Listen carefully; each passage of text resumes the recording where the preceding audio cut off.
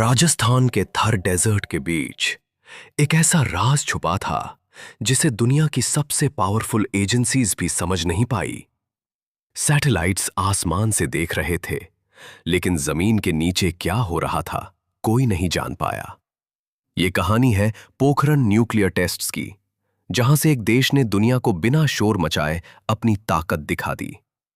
1960 के दशक का टाइम था। दुनिया कोल्ड वॉर में उलझी हुई थी। अमेरिका और सोवियत यूनियन न्यूक्लियर वेपन्स बना रहे थे। हर तरफ टेंशन थी। इंडिया एक नया देश था, लेकिन चैलेंजेस बहुत बड़े थे।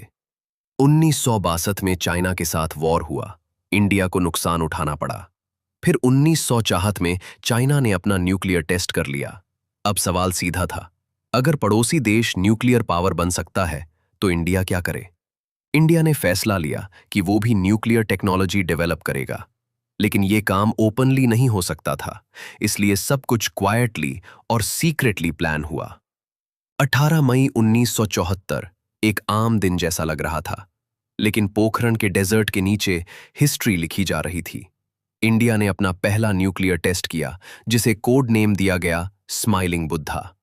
ये टेस्ट अंडरग्राउंड किया गया ताकि बाहर कोई डैमेज न हो। जब एक्सप्लोजन हुआ तो दुनिया को शॉक लगा।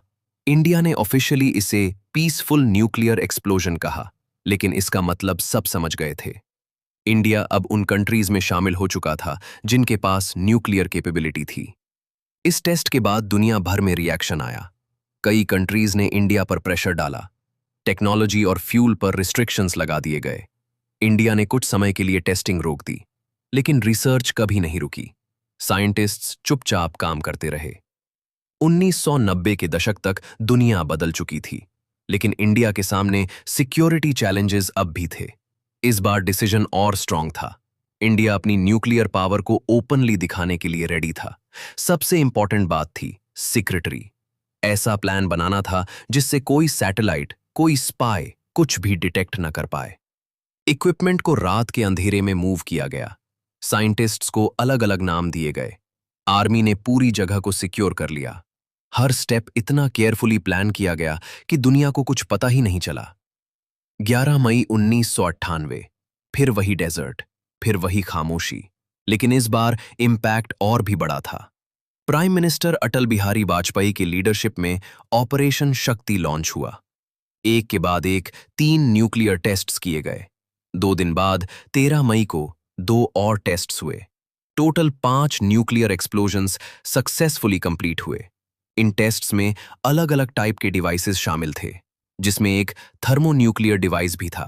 इस मिशन में एपीजे अब्दुल कलाम का बहुत बड़ा रोल था।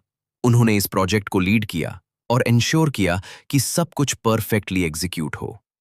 जब इंडिया ने यह अनाउंस किया तो दुनिया एक बार फिर हैरान रह गई। अमेरिका, जापान और कई कंट्रीज ने इंडिया पर सैंक्शंस लगा दिए। इकोनॉमिक प्रेशर बढ़ गया, लेकिन इंडिया ने अपना स्टैंड क्लियर रखा। ये डिसीजन किसी को डराने के लिए नहीं था। ये डिसीजन अपनी सिक्योरिटी को स्ट्रॉन्ग करने के लिए था। इसके बाद इंडिया ऑफिशियली एक न्यूक्लियर वेपन स्टेट बन गया। अब इंडिया अपनी डिफेंस पॉलिसी में ज्यादा कॉन्फिडेंट था। ये सिर्फ एक साइंटिफिक अचीवमेंट नहीं थी, ये सेल्फ रिलायंस का सिंबल थी। ये मैसेज था कि इंडिया अपने डिसीजंस खुद ले सकता है। हर साल 11 मई को इंडिया में नेशनल टेक्नोलॉजी डे मनाया जाता है। ये दिन उन साइंटिस्ट्स और इंजीनियर्स को डेडिकेट है जिन्होंने ये इम्पॉसिबल लगने वाला काम पॉसिबल किया। पोखरण के डेजर्ट में हुआ ये टेस्ट सिर्फ एक एक्सप्लोजन नहीं था, ये एक टर्निंग पॉइंट था। एक साइलेंट डेजर्ट जहां से उठी आवाज पूरी दुनिया ने सुनी। ये कहानी हमें ये बताती है कि जब इरादा स्ट्रांग हो और प्लानिंग परफेक्ट हो, तो कोई भी देश अपनी किस्मत खुद लिख सकता है।